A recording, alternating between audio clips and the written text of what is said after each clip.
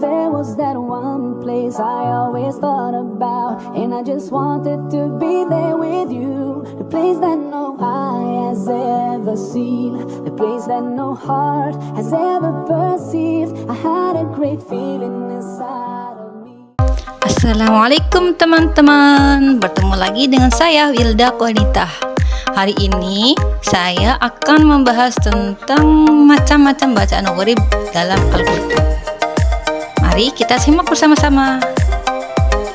Gharib menurut bahasa artinya tersembunyi atau samar, sedangkan menurut istilah ulama qurra, gharib artinya sesuatu yang perlu penjelasan khusus, dikarenakan samarnya pembahasan atau karena peliknya permasalahan baik dari segi huruf, lafaz, arti maupun pemahaman yang terdapat dalam Al-Quran. Adapun bacaan-bacaan yang dianggap gharib dalam qiraah Imam Asim, riwayat Hafiz diantaranya adalah imalah, ismam, saktah, tasil, dan naql. Mari kita bahas satu persatu. Yang pertama, saktah. Saktah adalah berhenti sejenak tanpa bernafas dengan tujuan untuk meluruskan arti ayat.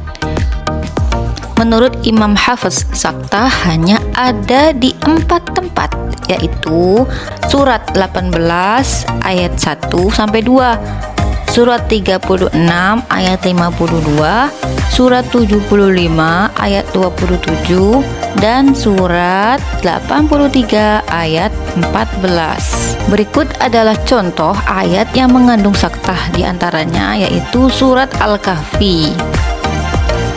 Surat yang ke-18 ayat pertama dan kedua. Iwaja Qayyima, dan surat Yasin surat ke-36 ayat 52. Bismillahirrahmanirrahim. Qalu ya wailana man ba'athana min marqadina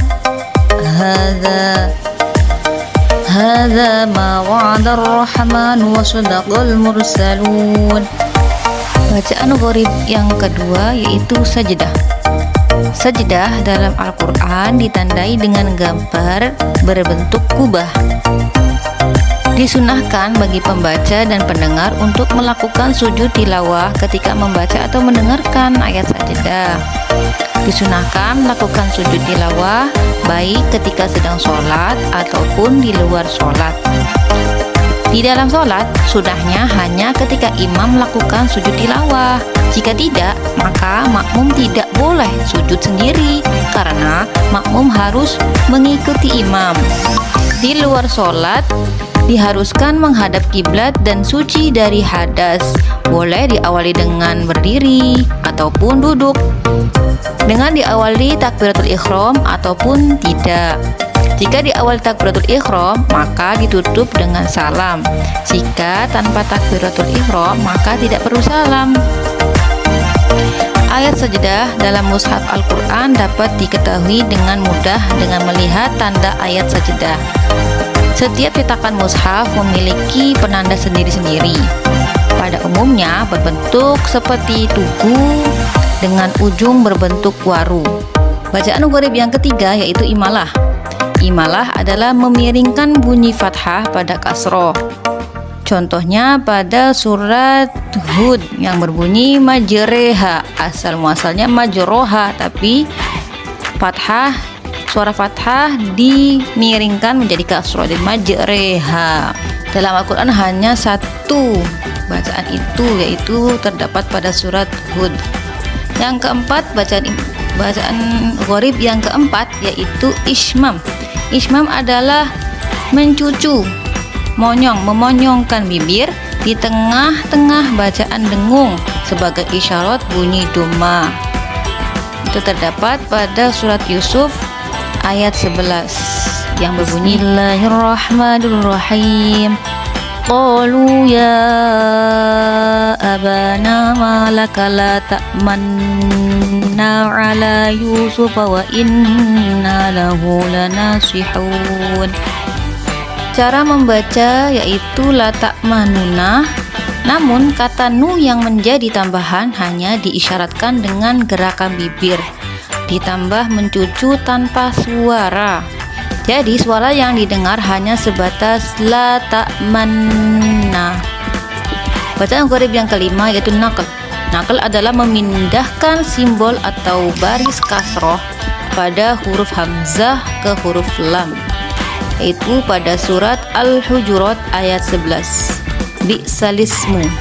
Naql yaitu memindahkan harokat suatu huruf ke huruf sukun sebelumnya. Alasan bacaan naql pada kata al-ismu yaitu terdapat dua hamzah wasol, hamzah yang tidak terbaca di tengah kalimat, yakni hamzah pada al-ta'rif, salah satu dari 10 kata benda yang berhamzah wasol yang mengapit lam sehingga menjadi tidak terbaca dikala sambung dengan kata sebelumnya. Di antara manfaat bacaan naql ini adalah untuk memudahkan umat Islam membacanya. Bacaan gharib yang keenam itu tashil. Tashil adalah meringankan hamzah kedua dari dua hamzah yang beriringan dengan bunyi leburan hamzah dengan alif. Terdapat dalam surat Fussilat ayat 44 yang berbunyi a'jamiyyu. Dilihat dari tulisannya, seharusnya dibaca a'jamiyyu wa arabi. Tapi hamzah pertama dan kedua cara bacanya agak diringankan dengan bunyi leburan hamzah dan alif. Itulah macam-macam bacaan gharib. Kurang dan lebihnya mohon maaf. Semoga bermanfaat. Wabillahi taufiq wal hidayah. Wassalamualaikum warahmatullahi wabarakatuh.